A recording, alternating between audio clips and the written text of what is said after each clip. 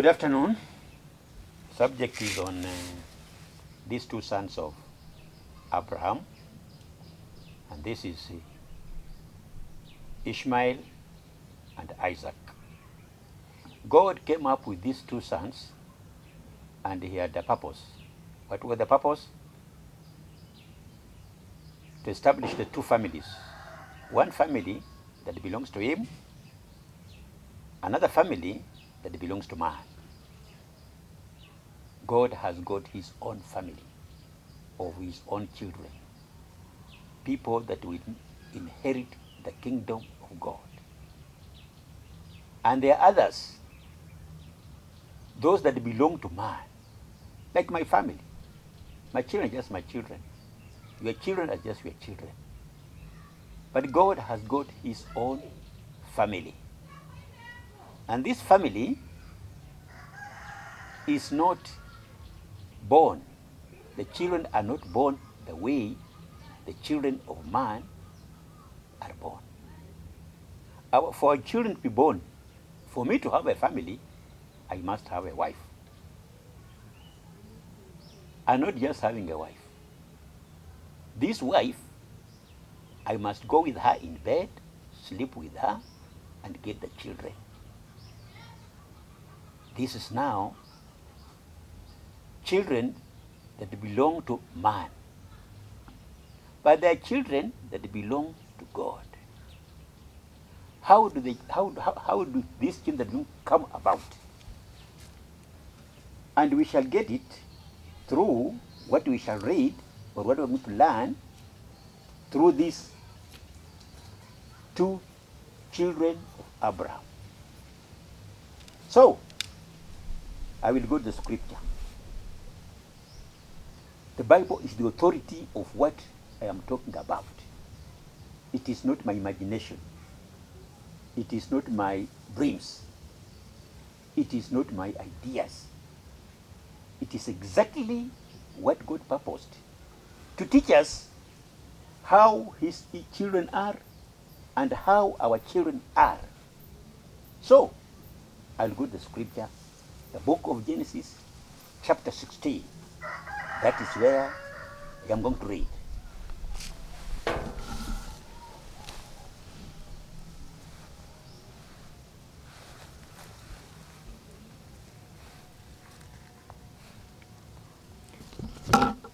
Abraham had his wife, Sarai, before the name changed to Sarah. And Abraham was Abraham before his name changed to Abraham. And God had reason for changing their names. So, the wife is Sarai. And God never gave them a child. They never got a child up to the age of around 90, 99, almost going 100, before they got a child. And God did it with a purpose. He denied Sarah to have a child. She was barren. And he left her to go up to a very old age where she could not give birth. But now, look, God now wants to teach us something. His own children, his own people, and our own people. Let me read now. Abraham's wife, Sarai, had not borne him any children, but she had an Egyptian slave girl named Hagar. And so she said to Abraham, "The Lord has kept me from having children.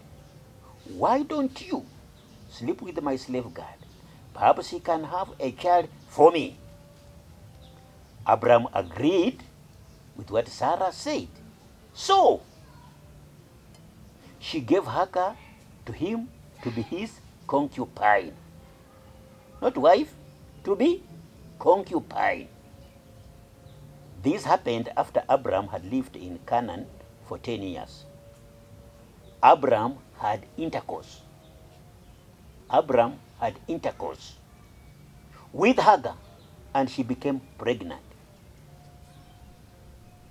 When she found out that she was pregnant, she became proud and despised Sarai.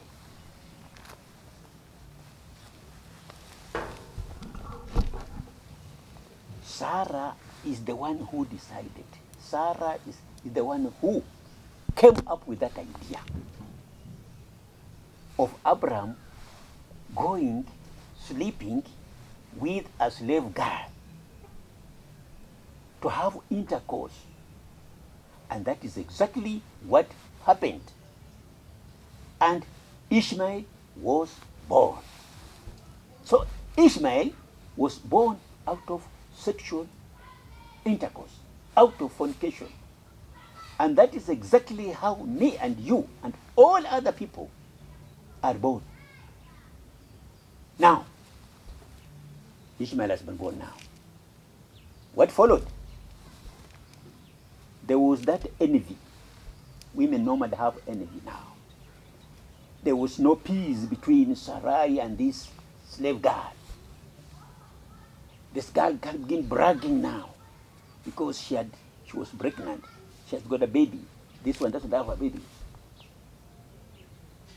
So they disagreed. Now, that was not the end. This is now a human family. That is now a man's family. Human parents coming up with their own child, a human child. This is a human child. But God had promised Abraham, he promised son, that he was going to have a child through Sarah. Sarah who was barren. Sarah who was old, past menopause period. She could not conceive a baby. She could not. Above 70 years, in 80, 90 years. Now, God had to fulfill his promise to Abraham. At the age of 99 years, Sarah was very old. And that's now the time that she conceived. That child was not born of ovaries of a woman or sperm drops of a man. This child was born out of the promise, out of the plan of God, out of the purpose of God. Without human sperm drop or a woman's ovaries, they were not involved. There was no fornication there. This is a promised son. A son that is born from the word, from the power, from the Spirit of God. And this is a child that Abraham took to go and offer to God as a burnt sacrifice. Remember, there was a time when Abraham was to take a sacrifice to God. So he took this child. This child is pure. He's not born of blood and flesh. He's born of spirit. This is the child that God took to the altar to offer him as a sacrifice. Muslims argue it was Ishmael. It was not Ishmael. Ishmael was born out of sexual intercourse. He was born out of sperms and ovaries of a woman. So, God used his own child, born of his own spirit, born of his own promise, born of his own power. And that is now the kind of child, the kind of person that God wants in heaven. Not these children, this born of flesh and blood. No. And that is why when Jesus came and he was performing miracles, he was preaching and people looked at him. One of the religious teachers of the law, a theologian with PhD, this is Nicodemus, he looked at Jesus and went to him and asked him, Rabbi, that is teacher, Rabbi, I can see the things you are doing. is evidence, is a proof that you come from God. Now, tell me, I want to see the kingdom of God. This man was a teacher of the law, of the word of God, but very ignorant about how to go to heaven, how to live with God, how to mold his life to the standard of God. And this man went to Jesus. What did Jesus tell him? What did Jesus tell him? This is a teacher of the law, one teaching the word of God, preaching to people, but he doesn't know. Let's go to scripture. John chapter 3, verse 3 to 7. Jesus now is speaking to a theologian, a teacher, a Jew. And Jesus said to him, John chapter 3, verse 3, verse 1 to 7. What is he saying? Here we are. There was a Jewish teacher, a Jewish leader named Nicodemus, who belonged to the party of the Pharisees. One night, he went to Jesus and said to him, Rabbi, we know that you are a teacher sent by God. No one could perform the miracles you are doing unless God were with him. Jesus answered him, I am telling you the truth. No one can see the kingdom of God unless he is born again. No one can see the kingdom of God unless he is born again, because this is a person that was born of human parents, right? So, unless you are born again, you are born of spirit, you are born of the power of God, you cannot enter the kingdom of God.